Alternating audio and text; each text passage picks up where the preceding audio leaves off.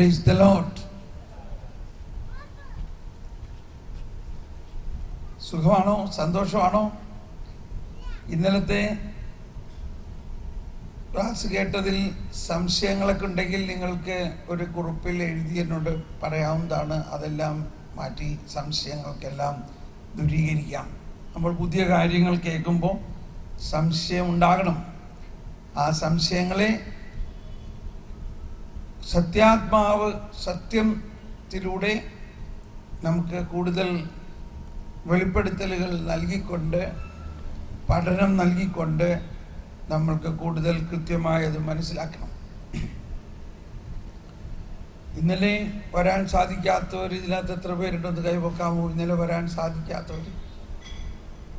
ഓഹോ, അപ്പോൾ ഒരല്പം ഞാൻ ഇന്നലെ പറഞ്ഞ കാര്യങ്ങളൊന്ന് പറയുകയാണ്. ഓക്കെ, ഇന്നലെ കേട്ടവർക്ക് കുറച്ചുകൂടി ആഴമായിട്ടത് അനുഭവമാക്കാം. അല്ലാത്തവർക്ക് അത് ഈ കൺവെൻഷൻ്റെ പൂർണ്ണതയിലേക്ക് എത്തുന്നതിന് ഇന്നലെ നമ്മൾ പ്രധാനമായിട്ട് ചിന്തിച്ചത് കർത്താവ് കരുണയാണ്. കരുണ എന്നതിൻ്റെ അർത്ഥം എന്താണ്? കരുണ എന്നതിൻ്റെ അർത്ഥം ദൈവത്തിന് പാപികളോടുള്ള സ്നേഹമാണ് കരുണ. ദൈവത്തിന് ആരോടുള്ള സ്നേഹം? പാപികളോടുള്ള സ്നേഹം. ഈശോ മത്തായിയുടെ ഭവനത്തിലേക്ക് ചെന്നു. മത്തായി പാപിയും ചുങ്കക്കാരനും എല്ലാവരാലും തിരസ്കരിക്കപ്പെട്ട ഒരു വ്യക്തിയുമായിരുന്നെങ്കിലും ദൈവം മത്തായിനെ, ഈശോ മത്തായിയെ സ്നേഹിക്കുന്നു. ഈശോ മത്തായിയുടെ ഒരു കുറ്റവും ചോദിച്ചില്ല, പറഞ്ഞില്ല, തിരക്കിയില്ല. മത്തായിയുടെ പഴയ ജീവിതത്തെ പൂർണ്ണമായിട്ട് ഈശോ മറന്നു. ഇതാണ് നമുക്ക് സാധിക്കാൻ പറ്റാത്തത്. നമ്മളൊരാളെ കാണുമ്പോൾ ഉടനെ അവൻ്റെ പഴയ കാര്യങ്ങളൊക്കെ നമ്മളുടെ അകത്തേക്ക് വന്നിട്ട് വെറുതെ ഇവൻ ആൾ മോശമാണ്, അതുകൊണ്ട് ഇവനെ സൂക്ഷിക്കണം. അങ്ങനെയുള്ള മഹാമോശമായ ഒരാളെ ഈശോ കണ്ടിട്ട് ഈശോ അവൻ്റെ ആ മോശവശങ്ങളെ ഒന്നും കാണുന്നില്ല. അതെന്താ അങ്ങനെ? അത് കാണാൻ കരുണയ്ക്ക് കണ്ണില്ല. കരുണയുടെ കണ്ണിൽ അതൊന്നും വരില്ല.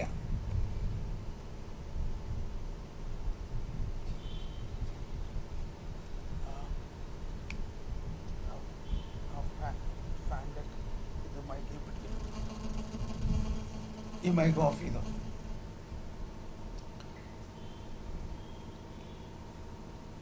മത്തായിയിൽ ആ നാട്ടുകാരെല്ലാം കണ്ടത് അയാൾ മഹാമോശമായ ഒരു വ്യക്തിയായിട്ടും പാപിയായിട്ടുമാണെങ്കിൽ, ഈശോ മത്തായിയിൽ കണ്ടത് ഒരു അപ്പസ്തോലനെയാണ്. 4 പേരിൽ ഒരാളായ സുവിശേഷ രചയിതാവിനെയാണ്. വളരെ വീരോചിതമായി ക്രിസ്തുവിന് വേണ്ടി ജീവൻ അർപ്പിച്ച ഒരു രക്തസാക്ഷിയാണ്. പിന്നെ നമ്മളൊന്ന് പഠിച്ചു, കരുണയും കൃപയും തമ്മിലുള്ള വ്യത്യാസം എന്താണ്? കൃപ നമ്മിലേക്ക് ഒഴുകുന്നത് വിശ്വാസം വഴിയാണ്. എന്നാൽ കരുണയ്ക്ക് വിശ്വാസം പോലും വേണ്ട. ഒരു വിശ്വാസവും ഇല്ലാത്ത ആൾക്കും കരുണ കിട്ടും. വീണ്ടും മത്തായിയുടെ ഉദാഹരണം പറഞ്ഞു. മത്തായിക്ക് വിശ്വാസം ഉണ്ടായിരുന്നോ? മത്തായി യേശുവിൽ അറിഞ്ഞിരുന്നോ? ഇല്ല. മത്തായി യേശുവിൽ വിശ്വസിച്ചിരുന്നോ? ഇല്ല. പക്ഷെ മത്തായിക്ക് കരുണ കിട്ടി. ഇതാണ് പുതിയ നിയമം, അല്ലെങ്കിൽ ഗുഡ് ന്യൂസ്, സദ്വാർത്ത എന്ന് പറയണം. യെശയ്യായുടെ പുസ്തകത്തിൽ ഇതിനെക്കുറിച്ച് പറഞ്ഞിട്ടുണ്ട്. ഈ വരാനിരിക്കുന്ന കരുണാസമ്പന്നനായ മിശിഹ യെശയ്യാ 42-ാം അധ്യായത്തിൽ 18, 19, 20 വചനങ്ങളിൽ നമ്മൾ കാണുന്നു. യെശയ്യാ 42-ാം അധ്യായത്തിൽ 18, 19 വചനത്തിൽ പറയുന്നത്, ബധിരരെ കേൾക്കുവിൻ, അന്ധരെ നോക്കി കാണുവിൻ. വായിച്ചോ. എൻ്റെ ദാസനെ പോലെ അന്ധനായ ആരുണ്ട്? എൻ്റെ തിരഞ്ഞെടുക്കപ്പെട്ട അഭിഷിക്തനെ പോലെ ബധിരനായ ആരുണ്ട്? അവൻ കണ്ടിട്ടും കാണുന്നില്ല, അവൻ കേട്ടിട്ടും കേൾക്കുന്നില്ല. നമുക്കറിയാം, ഈശോയുടെ മുമ്പിലേക്ക് ഫരിസേയ പ്രമാണികൾ ഒരു പാപിനിയെ കൊണ്ടുവന്നുകൊണ്ട് പറഞ്ഞു, കണ്ടോ, ഇവള് പാപിനിയാണ്, ഇവൾ പാപം ചെയ്തത് കണ്ട ആളുകളുണ്ട്, ഞങ്ങളുടെ നിയമം അനുസരിച്ച് ഇവളെ കൊല്ലണം. യേശു ഒന്നും കേൾക്കാത്ത മാതിരി താഴെ എഴുതിക്കൊണ്ടിരിക്കുക. എൻ്റെ ദാസനെ പോലെ ബധിരനായ ആരുണ്ട്? കണ്ടോ, യേശു അവർ പറഞ്ഞൊന്നും കേട്ടേ ഇല്ല. അവർ വീണ്ടും വച്ചതിൽ പറഞ്ഞു, ഞങ്ങൾക്ക് തെളിവുണ്ട് ഇവൾ പാപിയാണ്. നോക്ക്, അങ്ങോട്ട് നോക്കണേ ഇല്ല അവളെ. എന്തുകൊണ്ടാ? ഈ യെശയ്യാ പ്രവചനം ശ്രദ്ധിക്കണം, എന്ന് വായിക്കാം. ബധിരരെ കേൾക്കുവിൻ, അന്ധരെ നോക്കിക്കാണുവിൻ, എന്റെ ദാസനല്ലാതെ ആരുണ്ട് കുരുടനായി? എന്റെ ദാസനല്ലാതെ ആരുണ്ട് കുരുടനായി? ഒന്നെല്ലാവരും ഒന്ന് ഏറ്റു പറഞ്ഞ്, എന്റെ ദാസനല്ലാതെ ആരുണ്ട് കുരുടനായി? കണ്ടിന്യൂ. ഞാൻ അയക്കുന്ന ദൂതനെ പോലെ ബധിരൻ ആരുണ്ട്? എന്റെ വിശ്വസ്തനെ പോലെ കർത്താവിന്റെ ദാസനെ പോലെ കുരുടനായ ആരുണ്ട്? അവൻ കണ്ടിട്ടും കാണുന്നില്ല, കേട്ടിട്ടും കേൾക്കുന്നില്ല. കർത്താവ് തന്റെ നീതി, അതായത് ദൈവനീതിയെ പ്രതി നിയമത്തെ ഉത്കൃഷ്ടമാക്കാൻ മഹത്വപ്പെടുത്താനും പ്രീതി കാണിച്ചു. ഇത് മനസ്സിലാക്കുക വളരെ ബുദ്ധിമുട്ടുള്ള കാര്യമാണ്. സാവധാനം നമുക്ക് മനസ്സിലാവും. പിന്നെ അപ്പോൾ അങ്ങനെ കരുണയെക്കുറിച്ച് നമ്മൾ ഒരുപാട് പഠിച്ചു ഇന്നലെ. പിന്നെ നമ്മൾ പഠിച്ചത്, സാറ് ഈ കരുണയൊക്കെ ഞങ്ങൾക്കറിയാം, ഈ കരുണാസമ്പന്നനായ കർത്താവിനെ ഞങ്ങൾ എല്ലാ ദിവസവും വിശുദ്ധ കുർബാനയിൽ സ്വീകരിക്കുന്നതാണ്. പക്ഷെ എന്നാലും കുർബാന കഴിഞ്ഞ് പള്ളിയിൽ നിന്ന് വീട്ടിൽ വന്നാൽ കരുണയൊക്കെ പോയി. പിള്ളേരാരെങ്കിലും പറഞ്ഞതനുസരിക്കാതെ കണ്ട ഉടനെ നമ്മുടെ സ്വഭാവം മാറി, നമ്മുടെ മുഖം കറുത്തു അല്ലെങ്കിൽ ചുവന്നു, നല്ല അടി കിട്ടി നിൽക്കും. അടിച്ച് ഞാൻ വീട്ടിൽ നിന്ന് പുറത്താക്കുന്നു ഇതേമാതിരിയൊക്കെ ചെയ്യുകയാണെങ്കിൽ. അപ്പൊ പിള്ളേര് തന്നെ പറയും, അമ്മച്ചി ഈ പള്ളിയിൽ പോയത് എന്തിനാ? ഇതുപോലെ ഞങ്ങളോട് ദേഷ്യപ്പെടാനാണോ? പിള്ളേര് കേൾക്കണവർക്ക് ഭയങ്കര തമാശ തോന്നാണ് ഇപ്പൊ. അപ്പൊ എന്തുകൊണ്ടാണ് ഈ കരുണാസമ്പന്നനായ ദൈവം നമ്മുടെ ഉള്ളിൽ വസിക്കുന്നു എങ്കിലും നമുക്ക് കരുണ കാണിക്കാൻ പറ്റുന്നില്ല, നമുക്ക് കരുണ ലഭിക്കണമില്ല? അതിൻ്റെ കാരണമാണ് പ്രധാനമായിട്ട് ഇന്നലെ നമ്മൾ പറഞ്ഞൊരു കാര്യം. അത് വീണ്ടും പറയുകയാണ്, അതിനെക്കുറിച്ച് 5 ദിവസവും പറയും. സുവിശേഷത്തിൽ ഈശോയുടെ പരസ്യ ജീവിതത്തിൽ ഈശോ പറഞ്ഞ കാര്യങ്ങളിൽ അധികവും ഫരിസേയരെ കുറിച്ചും അവരെ ഉണ്ടാകേണ്ട മാറ്റത്തെക്കുറിച്ചുമാണ്. പല സ്ഥലത്തും നമ്മൾ കാണുന്നു, ഈശോ വചനം പ്രഘോഷിച്ചു കൊണ്ടിരിക്കെ അനേകം പാപികളും ചുങ്കക്കാരും അവൻ്റെ അടുക്കൽ വന്നു. എന്നാൽ അതേസമയം ഫരിസേയർ ഇതെല്ലാം കണ്ടുകൊണ്ട് അകന്നു നിന്നുകൊണ്ട് പിറുപിറുത്തുകൊണ്ടിരുന്നു. ഇങ്ങനെ ഒരു ട്രയാങ്കുലർ സിറ്റുവേഷനാണ് പുതിയ നിയമത്തിൽ നമ്മൾ കാണുന്നത്. എന്നാൽ ആ അവസ്ഥ നമ്മൾ ഓരോരുത്തരിലും കാണുന്നുണ്ടോ ഇന്ന്? നമ്മളിൽ കർത്താവ് ഉണ്ടോ? ഉണ്ട്. നമ്മൾ മാമോദീസായിലൂടെ മറ്റൊരു ക്രിസ്തുവാണ്. ക്രിസ്തു നമ്മളിൽ ജീവിക്കുന്നു. നമ്മളിൽ ഇനിയും ഒരു പാപിയുണ്ടോ? പാപിയുമുണ്ട്. എന്നാൽ നമ്മളിലുള്ള പാപത്തെക്കുറിച്ച് ക്രിസ്തുവിനെ, യേശുവിനെ ഒരു പ്രയാസമില്ല. എന്തുകൊണ്ടെന്നാൽ ഈശോ വന്നിരിക്കുന്നത് നമ്മുടെ പാപത്തെ ഏറ്റെടുക്കാനാണ്. അത് ഏറ്റെടുത്ത് കഴിഞ്ഞിരിക്കുന്നു. കഴിഞ്ഞോ? യേശു നമ്മുടെ പാപം ഏറ്റെടുത്തോ? ഇനി നമ്മുടെ പാപമോചനത്തിന് വേണ്ടി വേറൊരു ബലി അർപ്പിക്കേണ്ട ആവശ്യമുണ്ടോ? പക്ഷേ നമ്മുടെ ഉള്ളിൽ വേറൊരാൾ കൂടിയുണ്ട്. അതാരാ? ഒരു ഫരിസേയൻ, ഒരു മൂത്ത ഫരിസേയൻ. ആ ഫരിസേയ മനോഭാവം നമ്മളിൽ ഉള്ളത് കൊണ്ട് ഈ ഫരിസേയ മനോഭാവമാണ് നമ്മളിലുള്ള യേശുവിൻ്റെ കരുണാർദ്രമായ മനോഭാവത്തിനെ എതിര് നിൽക്കുന്നതും നമ്മളിലുള്ള പരിശുദ്ധാത്മാവിൻ്റെ സ്നേഹത്തിന് എതിര് നിൽക്കുന്നതും. ഇത് വലിയൊരു കണ്ടുപിടുത്തമാണ്. ഇപ്പൊ മനസ്സിലാവുന്നുണ്ടോ?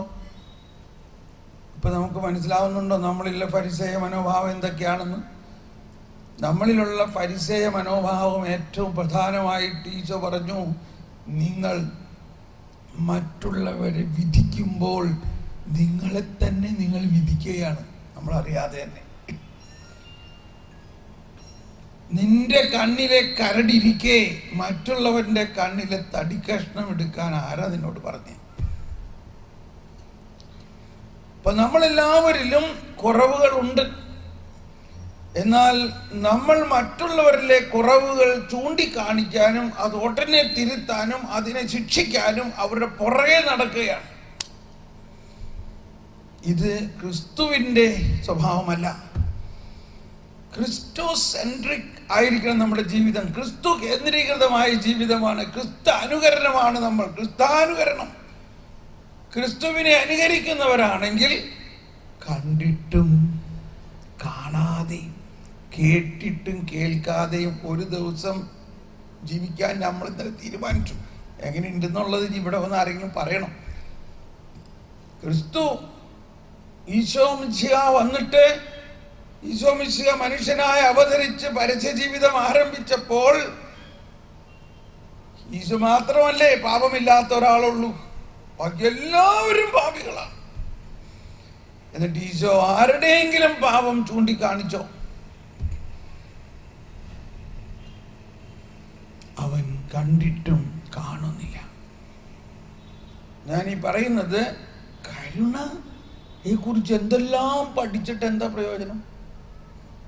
നമ്മളിൽ ഈ ഫരിസേയൻ ഇരിക്കുന്നിടത്തോളം കാലം നമ്മളിലുള്ള ഫരിസേയ സ്വഭാവത്തിൻ്റെ മറ്റൊന്ന്, പഴയ നിയമമാണ് ഫരിസേയരുടെ പുസ്തകം, പുതിയ നിയമം ഫരിസേയരുടെ പുസ്തകമല്ല. പഴയ നിയമത്തിലെ വചനങ്ങൾ വാതോരാതെ വായിക്കുകയും എടുക്കുകയും അതിനെ വെച്ചുകൊണ്ട് നമ്മുടെ ജീവിതത്തിൽ ക്രമീകരിച്ച് നോക്കുകയാണെങ്കിൽ അത് യഹൂദർ ചെയ്ത കാര്യമല്ലേ. പഴയ നിയമം അക്ഷരം പ്രതി അനുസരിക്കണം, 10 കൽപ്പനകൾ അനുസരിക്കണം എന്ന് വാശി പിടിച്ചുകൊണ്ട് ഇരിക്കുന്നവർ ആണെങ്കിൽ അങ്ങനെയുള്ളവർ ആരാ? യഹൂദരാണ്. നമ്മൾ ക്രിസ്ത്യാനികളാണ്. ക്രിസ്ത്യാനികളാണെങ്കിൽ ക്രിസ്തു ഒരു നിയമം തന്നിട്ടുണ്ട്. ക്രിസ്തു തന്ന നിയമമാണ് പുതിയ നിയമം. ആ പഴയ നിയമം വിടാതെ മുറുക്കെ പിടിച്ചുകൊണ്ട് അതിൽ പറഞ്ഞിരിക്കുന്ന ശിക്ഷകളെ കണ്ട് ഭയക്കുകയും അത് മനസ്സിലാക്കി ഭയപ്പെടുത്തുകയും ചെയ്യുന്നതാണ് ഫരിസേയ സ്വഭാവം. മറ്റൊന്ന്, യേശു ആരെയും ഭയപ്പെടുത്തുന്നില്ല. യേശു പറയാണ്, നീ എത്ര വലിയ പാപിയാണെങ്കിലും ഞാൻ അതിന് പരിഹാരം ചെയ്തിട്ടുണ്ട്, ഞാൻ ചെയ്യും. ഫരിസേയ സ്വഭാവവും യേശുവിന്റെ സ്വഭാവത്തിന്റെയും മറ്റൊരു അവസ്ഥ, ഈ കരുണയുടെ വർഷത്തിൽ നമ്മൾ കരുണാവർഷം പ്രമാണിച്ച് ഒരു ലോഗോ ഇറക്കിയിരിക്കുന്നത് കാണാം. ഈശോ ഒരാളെ തോളിലേറ്റിക്കൊണ്ട്, അതായത് ഇടയൻ ആടിനെ തോളിലേറ്റുന്ന ഒരു പ്രതീകമാണ്. ആടും ഇടയനും ഇസ്രായേലിലെ ഒരു സാധാരണ കാര്യമാണ്. നമ്മുടെ നാട്ടിൽ തെങ്ങ് പോലെ, അല്ലെങ്കിൽ നമ്മുടെ നാട്ടിൽ സാധാരണ കാര്യം പോലെ അവരുടെ നാട്ടിലെ കൃഷിയാണ് 1 മുന്തിരിത്തോട്ടവും 2 ആട് കൃഷി. എല്ലാ വീട്ടിലും കുറേ ആടുണ്ടാവും. അപ്പോൾ അവർക്ക് ഇടയനുണ്ടാവും. എല്ലാ ദിവസവും ഈ ആടുകളെയും കൊണ്ട് പച്ചപ്പുള്ള സ്ഥലത്ത് പോയിട്ട് തീറ്റിക്കും. മടക്കി കൊണ്ടുവരുമ്പോൾ ആ പച്ചപ്പുല്ലിൻ്റെ സ്ഥാനം കഴിഞ്ഞ് പിന്നെ മരുഭൂമി കടന്നു വരാൻ. അപ്പോൾ ഇടയൻ ആടുകളെ എണ്ണി നോക്കുമ്പോൾ കണ്ടോ 100 ആടുണ്ടായിട്ട് ഒരെണ്ണത്തിനെ കാണാനില്ല. ഈ മരുഭൂമിയിൽ ഈ 99 ആടിനെയും വിട്ടിട്ട് ഈ ഇടയൻ വഴിതെറ്റിപ്പോയ ഒരാടിൻ്റെ പുറകെ പോകും. ഒന്ന് ചിന്തിച്ച് നോക്കിയോ? നമ്മളുടെ കയ്യിൽ 100 ആടുണ്ടായിരുന്നു. നമ്മൾ ആടിനെ തീറ്റിക്കാൻ കൊണ്ടുപോയി വൈകുന്നേരം വരെ അവിടെ തീറ്റിച്ച് മടക്കി കൊണ്ടുവരുന്ന സമയത്ത് ഒരാടിനെ കാണാനില്ല.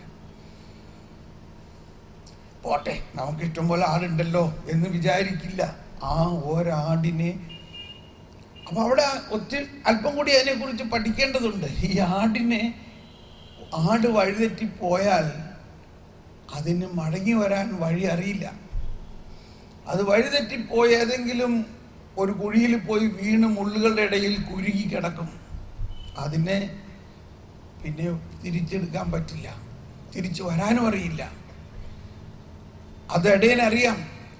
അതുകൊണ്ട് എവിടെയാണെന്നും അറിഞ്ഞൂടാ. ഇടയൻ ആ പ്രദേശം മുഴുവൻ ഓടി നടന്ന അവസാനം കഷ്ടപ്പെട്ട് എൻ്റെ ദൈവമേ എന്ത് ചെയ്യും? അങ്ങനെ ഇരിക്കുമ്പോഴേ എന്ന് പറഞ്ഞ ഒച്ച കേട്ട് എവിടെയാണ് നോക്കിയപ്പോൾ ഇതാ ഒരു കുഴിയിൽ വീണ് കിടക്കണം.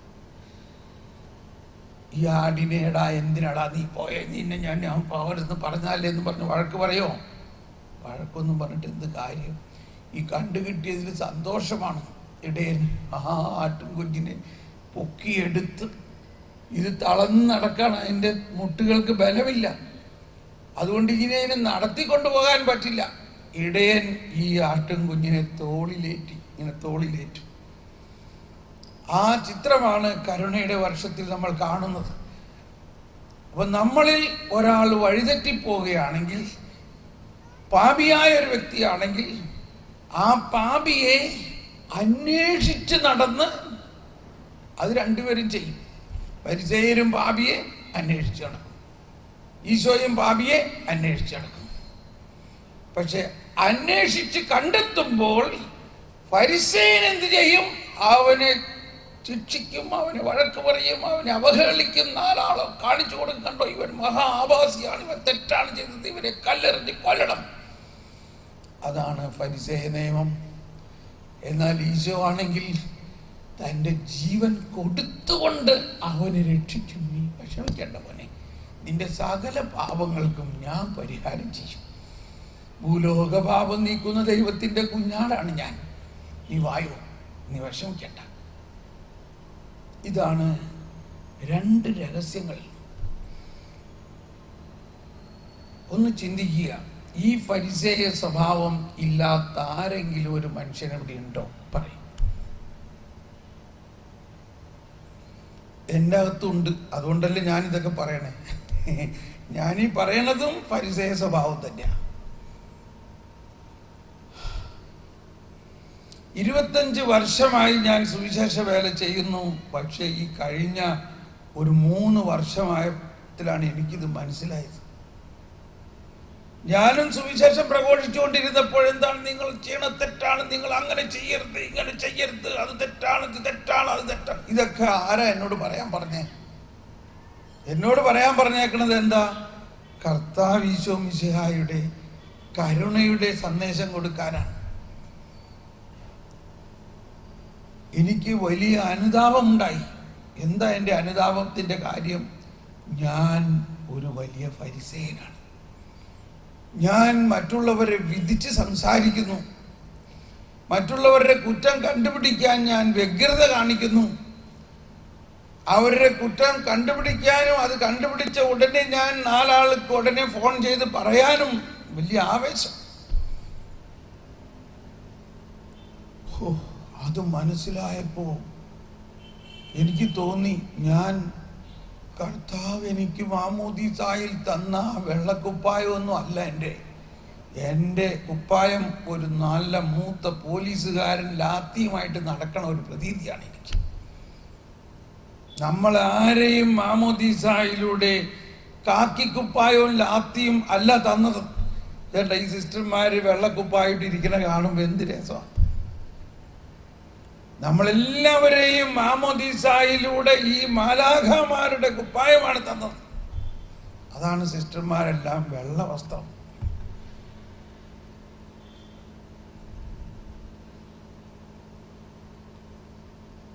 അതാരുടെയും കുറ്റം കണ്ടുപിടിക്കാനല്ല. കുറ്റം ചെയ്യുന്നവന് അവന്റെ കുറ്റത്തിന് പരിഹാരം കൂടി ചെയ്തുകൊണ്ട് അവനെ വീട്ടിൽ കൊണ്ടുവരാനാണ്. അടിസ്ഥാനപരമായി നമ്മളിൽ ഉണ്ടാകേണ്ട ഒരു മാറ്റം ഇതാണ്. കുറ്റം കണ്ടുപിടിക്കുകയും അവനെ ശിക്ഷിക്കുകയും ചെയ്യുന്നത് നമ്മുടെ ജോലിയല്ല. അങ്ങനെ നമ്മൾ ചെയ്തുകൊണ്ടിരിക്കുകയാണെങ്കിൽ ഈ കരുണ എന്ന് പറഞ്ഞതുകൊണ്ട് ഒരു പ്രയോജനമില്ല.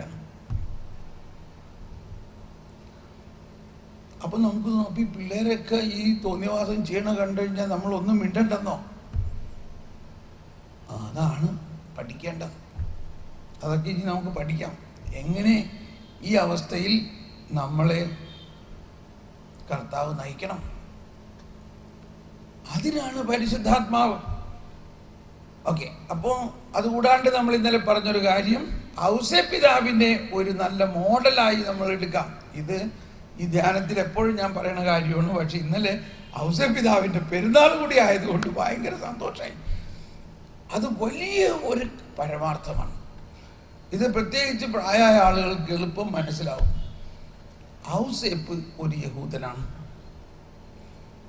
മറിയവും ഒരു യഹൂദിയായിരുന്നു. അവർ യഹൂദ നിയമം പാലിക്കേണ്ടവരല്ലേ?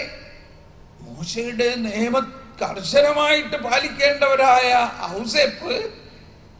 ഔസേപ്പ് വിവാഹ നിശ്ചയം കഴിഞ്ഞിരിക്കുന്ന പെണ്ണ് കൂടെ താമസിക്കുന്നതിന് മുൻപേ ഗർഭിണിയായി കാണപ്പെട്ടു. നിയമപ്രകാരം ഔസേപ്പ് എന്ത് ചെയ്യണം? ഔസേപ്പിന് അറിഞ്ഞൂടാ ഇത് പരിശുദ്ധാത്മാവിലൂടെയാണെന്ന്. നിയമപ്രകാരം ഔസേപ്പ് ഉടനെ പഞ്ചായത്തിൽ, അതായത് അവരുടെ സിനഗോഗ് അധികാരികളുടെ അടുത്ത് പോയി റിപ്പോർട്ട് ചെയ്യണം. ഞങ്ങളെ ഒത്തുകല്യാണം നടത്തി കഴിച്ചു, പക്ഷെ ഞങ്ങൾ ഒരുമിച്ച് താമസിച്ചാൽ തുടങ്ങിയിട്ടില്ല, അതിനു മുമ്പ് പെണ്ണ് ഗർഭിണിയാണ്.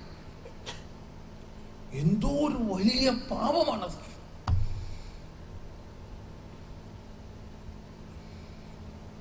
എന്നിട്ട് എന്താ അവിടെ എഴുതിയിരിക്കുന്നത്? ഔസേപ്പ് നീതിമാനാകയാൽ. അതാണ് പോയിന്റ് നമ്പർ 1. അതെന്ത് നീതിയാണ്? അതാണ് കർത്താവ് ഈശോ മിശിഹ കൊണ്ടുവന്നിരിക്കുന്ന നീതി. അവൻ നീതിമാനാകയാൽ. വായിക്കാമോ? 1 മത്തായിയുടെ സുവിശേഷം 1-ാം അധ്യായം 19-ാമത്തെ വചനം. അവളുടെ ഭർത്താവായ ജോസഫ് നീതിമാനാകയാൽ അവളെ അപമാനിതയാക്കാൻ ഇഷ്ടപ്പെടായികയാലും അവളെ രഹസ്യമായി ഉപേക്ഷിക്കാൻ തീരുമാനിച്ചു. സ്നേഹമുള്ളവരെ, നമുക്കറിയാം നമ്മുടെ കുടുംബത്തിലെ കാര്യമൊക്കെ. ഈവൻ ഭാര്യയും ഭർത്താവും കൂടി വഴക്കടിച്ചു കഴിഞ്ഞാൽ ഉള്ള സ്നേഹമൊക്കെ പോയി. പിന്നെ എന്താ, ഉടനെ ഭാര്യ വീട്ടുകാരെ വിളിച്ച് പറയും, ഞാൻ നിന്റെ ചേട്ടനോട് പറയും, നിന്റെ നാത്തനോട്, അവിടെ പറയും, അമ്മയോട് പറയും, അപ്പനോട് പറയുന്നു പറഞ്ഞ് ഭർത്താവ് ഉടനെ പരസ്യമാക്കി. ഇതുപോലെ തന്നെ ഭാര്യ, നിങ്ങൾ എന്നെ അങ്ങനെ ചെയ്ത് ഞാൻ ഉടനെ നിങ്ങളുടെ വീട്ടുകാരോട് പറയും, എൻ്റെ വീട്ടുകാരോട് പറയും. 15 മിനിറ്റിനകത്ത് സംഭവം ഇന്റർനാഷണൽ ന്യൂസായി. നിങ്ങളെ അപമാനിച്ചേ മതിയാവുള്ളൂ. ഇതാണ് നമ്മുടെ ഏറ്റവും വലിയ കരുണ കിട്ടാത്തതിൻ്റെ കാരണം. ഈ ഔസേപ്പിനെ പോലെ സുവിശേഷത്തിൽ നിശബ്ദനായ ഒരു വ്യക്തി വേറെ ഉണ്ടോ? പറയും. ഒരാളുടെയും കുറ്റം കാണുന്നില്ല, ഒരാളുടെയും കുറ്റം ചൂണ്ടിക്കാണിച്ച് പറയണമില്ല. അനുസരണം മാത്രം.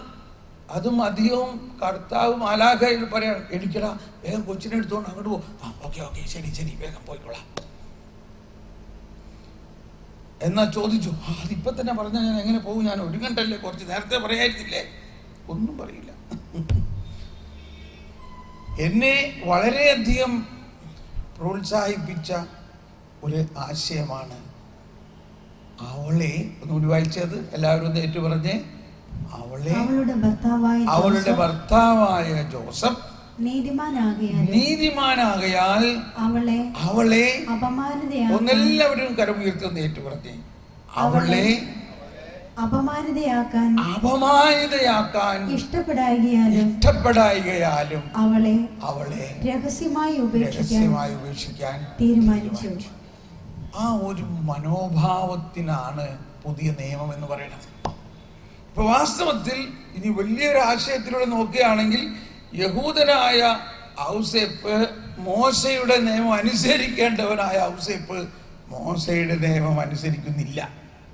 പോയിന്റ് ഇല്ലേ? മറിച്ച് ഏത് നിയമമാണ് അനുസരിക്കുന്നത്? കർത്താവ് ഈശോ മിശിഹ കൊണ്ടുവന്നിരിക്കുന്ന പുതിയ കരുണയുടെ നിയമം. അപ്പൊ പഴയ നിയമം അവസാനിച്ച് പുതിയ നിയമം വരുന്ന വലിയൊരു സൂചന ഇവിടെ കാണാം. ഇനി വ്യക്തിപരമായി കുടുംബ ബന്ധത്തിൽ നമ്മൾ ഈ ഒറ്റ കാര്യം ചിന്തിക്കുക. നമ്മുടെ ഭാര്യ, നമ്മുടെ ഭർത്താവ്, ഇവരുടെ കുറ്റങ്ങൾ നാലാളോട് പറഞ്ഞ് അവരെ അപമാനിതയാക്കിയിട്ട് എന്താ പ്രയോജനം? പറയും. ഒരു കൊച്ചിന് വേണ്ടി പ്രാർത്ഥിക്കാൻ കൊണ്ടുവരുമ്പോഴും പേദരെ ഇവന് വേണ്ടി ഒന്ന് പ്രാർത്ഥിക്കും. ഇവൻ മഹാ തല്ലിപ്പൊളിയാ, ഇവൻ പഠിക്കുകയുമില്ല, മഹാ. ഇത് കേൾക്കുമ്പോൾ തന്നെ ആ കൊച്ചിൻ്റെ മനസ്സങ്ങ് ഇടിയാണ്. അവനെ ഇത്രയും വലിയ സുവിശേഷ പ്രഘോഷകന്റെ മുമ്പിൽ വെച്ച് അപമാനിതയാക്കുകയാണ്. ഞാൻ അങ്ങനെ പറയാൻ തുടങ്ങുമ്പോഴേക്കും ഞാൻ പറയും, കർത്താവിനറിയാം. അപ്പൊ ആൺപിള്ളേരാണെങ്കിൽ ഇവൻ ഭയങ്കര കുസൃതിയാണ്. അപ്പൊ ഞാൻ പറയും, നിങ്ങളുടെ വീട്ടിൽ എത്ര ആൺപിള്ളേരുണ്ട്? നിങ്ങളുടെ കുടുംബത്തിൽ? ഓ, ഞങ്ങളൊക്കെ പെൺപിള്ളേരാണ്. ആഹാ, അതുകൊണ്ടാണ് നിങ്ങൾക്ക് പെൺപിള്ളേരെ അറിയുള്ളൂ. ആൺപിള്ളേരായിക്കഴിഞ്ഞാൽ കുറച്ച് കുസൃതിയൊക്കെ വേണം.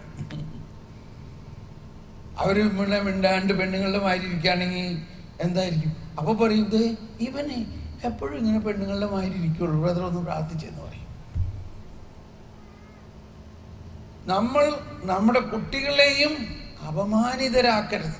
മറ്റുള്ളവരുടെ മുമ്പിൽ അവരെ കുറിച്ച് അവർ ചെയ്യുന്ന തെറ്റൊന്നും നമ്മൾ ആരോടും പറയണ്ടെന്നേ. ശരിയായിരിക്കാം, അവർ തെറ്റ് ചെയ്യണ്ടാവും, അത് നമ്മുടെ വീട്ടിലെ കാര്യമല്ലേ. നമ്മുടെ വീട്ടിലെ കാര്യം നമ്മുടെ വീട്ടിൽ നിന്നാ മതി. പിള്ളേരെ പറയും, മമ്മി അതൊക്കെ ആരോടും പറയണ എന്തിനാ, അത് നമ്മുടെ വീട്ടുകാര്യമല്ലേ. ഇതൊക്കെയാണ് കരുണ എന്ന് പറയണത്. വേറൊരു ഉദാഹരണം പറയാം. നമ്മുടെ വീട്ടിലൊരു വേലക്കാരനുണ്ട്. അവൻ 10,000 രൂപ കട്ടെടുത്തു, പിടിച്ചു. ഇനി എന്ത് ചെയ്യും? അവനെ പറഞ്ഞു വിട്ടു. അവൻ അതുവരെയുള്ള കാശും കൊടുത്ത് പറഞ്ഞു വിട്ടു, നീ കട്ടെടുത്തു, അതുകൊണ്ട് ഇനി നിന്നെ വിശ്വസിച്ച് നിർത്താൻ പറ്റില്ല. അങ്ങനെ ഈ വേലക്കാരനെ നമ്മൾ പറഞ്ഞു വിട്ടു. ന്യായമാണ്. 2 ദിവസം കഴിഞ്ഞപ്പോ നമ്മുടെ സീമന്തപുത്രൻ 10,000 രൂപ കട്ടെടുത്തു. അവനെ പറഞ്ഞു വിടാൻ പറ്റുമോ? പറയും. അവനെ പറഞ്ഞു വിടാൻ പറ്റുമോ? നമ്മൾ ആരാ ദൈവഭവനത്തിലെ? നമ്മൾ ദൈവഭവനത്തിലെ വേലക്കാരാണോ അതോ മക്കളാണോ? ഒന്ന് ഉച്ചത്തിൽ പറഞ്ഞേ, നമ്മൾ ആരാ? എല്ലാവരും ഒന്ന് പറഞ്ഞേ, നമ്മൾ ദൈവഭവനത്തിലെ ആരാണ്? മക്കളാണ്. നമ്മളുടെ മേൽ ആർക്കും കുറ്റം ചുമത്താൻ പറ്റുമോ? പറ്റില്ല. നമ്മൾ കുറ്റം ചെയ്താൽ തന്നെയും ഇപ്പൊ ഇവൻ 10,000 രൂപ കട്ടെടുത്തു, മകനാണ്. അവനെ വിളിച്ചിട്ട് അപ്പച്ചൻ പറഞ്ഞു, എടാ മോനെ, എന്ത് പറയണം? പറഞ്ഞത് ഇതാ, ഞങ്ങൾ ഈ കഷ്ടപ്പെട്ട് അധ്വാനിക്കുന്നു, ഞാനും മമ്മി, ഇത് മുഴുവനും നിനക്ക് വേണ്ടിയല്ലേടാ, ഞങ്ങൾക്കുള്ളതെല്ലാം നിനക്ക് വേണ്ടിയല്ലേ, പിന്നെ നീ എന്തിനാണ് ഈ കട്ടെടുത്തത്? ഇതൊക്കെ എന്റേതാണോ? എല്ലാം നിന്റേതാ. ഓ, ഇപ്പൊ മനസ്സിലായി. ഇതിനാണ് കണ്ണ് തുറക്കണമെന്ന് പറയുന്നത്. ഇനി അവൻ കട്ടെടുക്കില്ല, കാരണം ഇതെല്ലാം അവന്റെ സ്വന്തം സ്ഥാനം. കട്ടെടുക്കേണ്ട ആവശ്യം എന്താ? ഇതുപോലെ തന്നെയാണ് ഈശോ പറയുന്നത്. നിങ്ങളെല്ലാവരും പിതാവിൻ്റെ മക്കളാണ്. ഓക്കെ, അപ്പൊ ഇനി നമ്മൾ ഇന്നത്തെ ടോപ്പിക്കിലേക്ക് വരാം. ഇതൊക്കെയാണ് ഇന്നലെ പറഞ്ഞ കാര്യങ്ങൾ. എന്നിട്ട് ഇന്നലെ നമ്മൾ ആരാധന സമയത്ത് പ്രാർത്ഥിച്ചത് നമ്മുടെ ഫരിസേയ മനോഭാവത്തെ ഉരുക്ക് വാർക്കുക എന്നുള്ളതാണ്. ഓക്കെ, അപ്പൊ ഇന്ന് നമ്മൾ ചിന്തിക്കേണ്ടത് ഇതിന്റെ തുടർച്ചയായിട്ട് തന്നെ നമ്മൾ ചിന്തിക്കണം. നമ്മൾ ഇന്നലെ വേറൊരു കാര്യം പഠിച്ചു. ആദവും ഹവ്വയും ഇപ്പൊ എവിടെയാ? Very good. അപ്പൊ ഇന്നലെ വരാത്തവർ ഇത് പ്രത്യേകം ശ്രദ്ധിക്കണം. യേശു മരിച്ച് പാതാളത്തിലേക്ക് ഇറങ്ങിയിട്ട് ആദ്യം ചെയ്തത് എന്താണ്?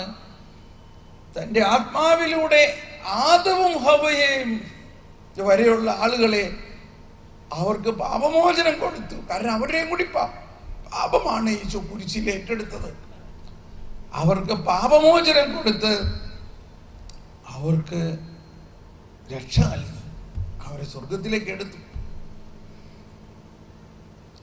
അതുപോലെ തന്നെ ഉൽപ്പത്തി പുസ്തകത്തിൽ 3-ാം അധ്യായത്തിൽ ആദത്തെയും ഹവ്വയെയും പുറത്താക്കിയ കാര്യം എന്താ നമ്മൾ കേട്ടു. നമ്മൾ ഇന്നേ വരെ ചിന്തിച്ചിരിക്കുന്നത് ആദവും ഹവ്വയെയും ശിക്ഷിച്ചു പുറത്താക്കിയതാണ്. അതല്ല ശരി. കർത്താവ് ആദത്തിനും ഹവ്വയ്ക്കും ഒരു ഉടയാട ഉണ്ടാക്കി കൊടുത്ത് അവരെ സംരക്ഷിക്കുന്നു, അവരുടെ നാണം മറയ്ക്കുന്നു. അവരെ അതിനുശേഷം പറഞ്ഞു, ഇനി നിങ്ങൾ ഇവിടെ നിന്നാൽ അപകടമാണ്. നിങ്ങളെങ്ങാനും ജീവന്റെ വൃക്ഷത്തിൽ നിന്നുകൂടി പറിച്ച് ഭക്ഷിച്ച് അമർത്യരാകാം. അപ്പോ എന്താണ് ജീവന്റെ വൃക്ഷത്തിൽ നിന്ന് പറിച്ച് ഭക്ഷിച്ച് അമർത്യരായാലുള്ള ദൂഷ്യം? ജീവന്റെ വൃക്ഷത്തിൽ നിന്ന് ഭക്ഷിച്ചാൽ അമർത്യരാകും.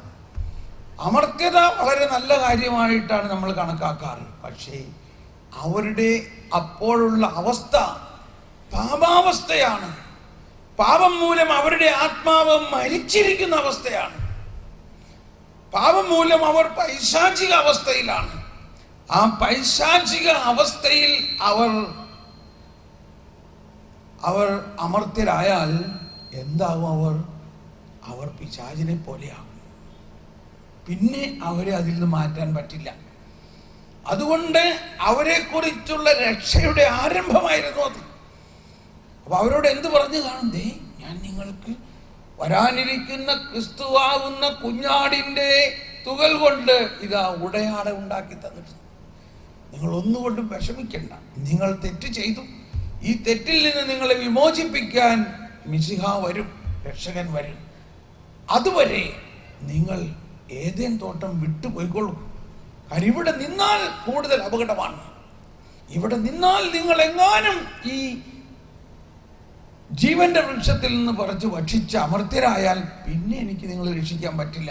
അതുകൊണ്ട് മക്കൾ പോയിക്കോ, ഞാൻ ഏതേൻ തോട്ടം അടയ്ക്കുകയാണ്, ജീവന്റെ വൃക്ഷത്തിന് കാവൽ വയ്ക്കാൻ പോവുകയാണ്. Price the Lord.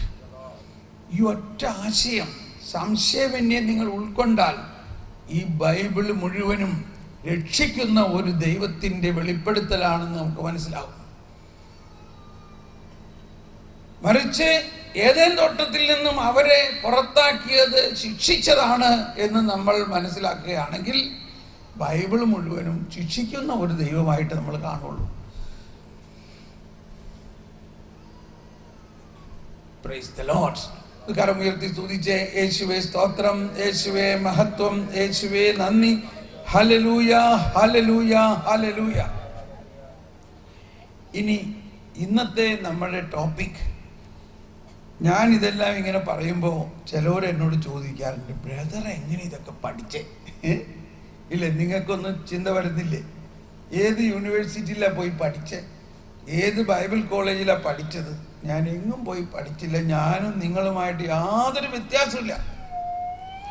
നിങ്ങളെപ്പോലെ ഒരു സാധാരണ മനുഷ്യനാണ് ഞാനും. പക്ഷേ ഞാൻ പഠിച്ചു. ഞാൻ എങ്ങനെ പഠിച്ചു? ഞാൻ വീട്ടിലിരുന്ന് വെളുപ്പിനെണിറ്റ് ജ്ഞാനത്തിൻ്റെ പുസ്തകം വായിച്ചു പഠിച്ചു. ഇതാണ് എനിക്ക് നിങ്ങളോട് ഇന്ന് പറയാനുള്ളത്. ജ്ഞാനസ്നാനമാണ് നമ്മൾ സ്വീകരിച്ചിരിക്കുന്നത് എന്ന് പറഞ്ഞ എല്ലാവരും എന്താ സ്വീകരിച്ചിരിക്കുന്നത്? ജ്ഞാനസ്നാനം. ഉച്ചത്തിൽ പറഞ്ഞേ, രണ്ട് കരം ഉയർത്തി പറഞ്ഞേ, ജ്ഞാനസ്നാനം. ഒന്നുകൂടി ഉച്ചത്തിൽ പറഞ്ഞേ. അപ്പൊ ഈ ജ്ഞാനസ്നാനത്തിലൂടെ നമ്മളിലേക്ക് ഒരുപാട് വരങ്ങൾ കിട്ടിയിട്ടുണ്ട്.